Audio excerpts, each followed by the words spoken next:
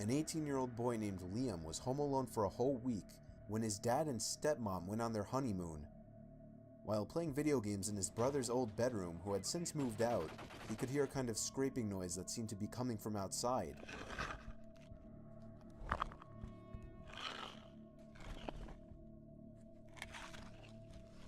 The strange thing, this room was on the second floor, so it seemed nothing but odd to hear something outside scraping against the walls. He tried to ignore it by turning the video game up louder, but the scraping sounds only became more apparent. He decided to finally look out the window, but it was too dark to really see anything. He left the window open a crack to better hear the noise if it persisted.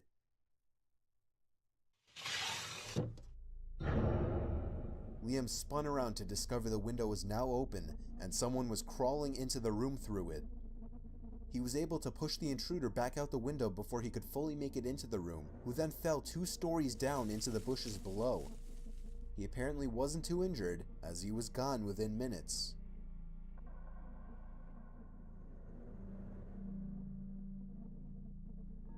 During a rainy night in central Islip on Long Island, a teenager named Ian was home alone, so he invited his friend Carl over. His friend texted that he would be over in 2 minutes. Ian prepared the video games he planned on playing with Carl and heard the gate to the backyard close. Confused as to why Carl went out back, Ian went out to the backyard. His shed door was open with the light on. As he called out Carl's name walking to the shed, the light inside the shed turned off. Simultaneously, Ian received a text from Carl saying, "I'm here." Ian responded, "Are you in the shed?" He responded back, "I'm at the front door."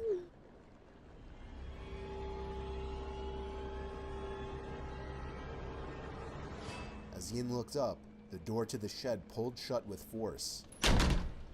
Ian ran back into his house and let Carl in.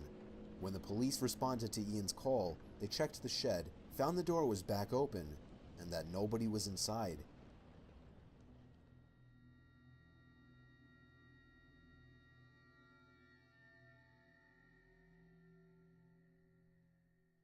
"45-year-old Chris was supposed to be working late for the night, so his family went out to eat dinner without him.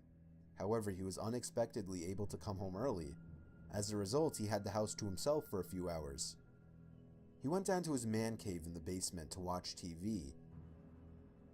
That was when he heard the backyard basement window flap open, and someone stuck their head inside, peering around the room. He hid behind the couch until the person shut the window. Chris ran upstairs with a baseball bat and shut off all the lights.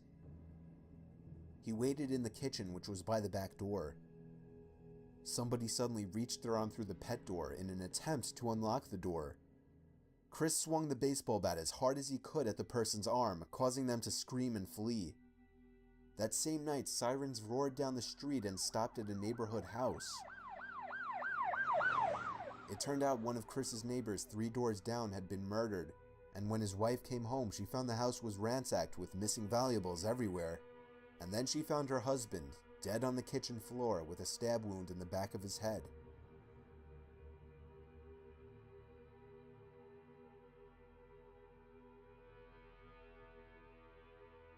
A young girl named Anne was home alone one snowy Friday night.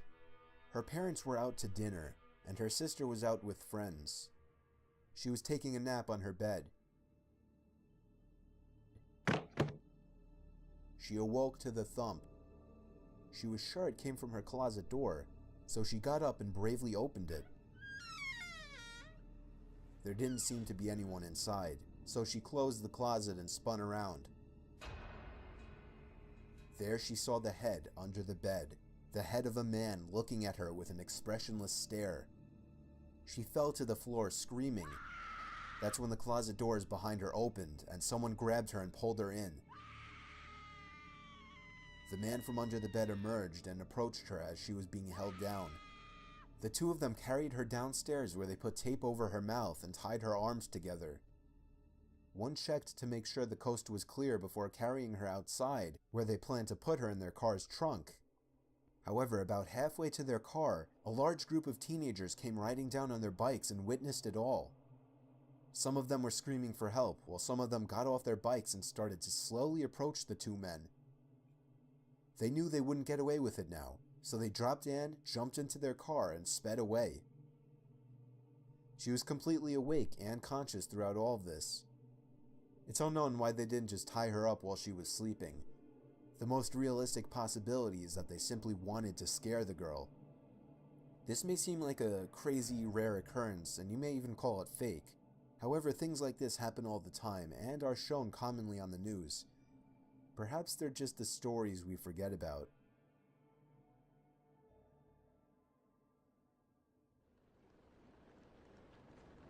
22-year-old Garber still lived with his parents. He was the youngest of 3, so his 2 siblings had already moved out and his parents were out 3 to 4 nights a week. This one particular stormy night, he was home alone in his room when he could swear he heard something hit his window. It wasn't insanely weird, as the weather was pretty bad and something may have just blown into his window. However, a second thud at the window sent his heart racing. He lifted his blind and could see somebody standing out there. Even through the damp windows and the pouring rain, he knew he did not recognize that person. He shut the blinds to send the message. I hope you guys enjoyed this video. I just want to tell you, every Saturdays I'm going to do a basketball video. Every Sundays I'm going to do a would you rather video and see if you guys can put questions. I'll do a basketball video tomorrow. And well, I'll see you tomorrow. Peace!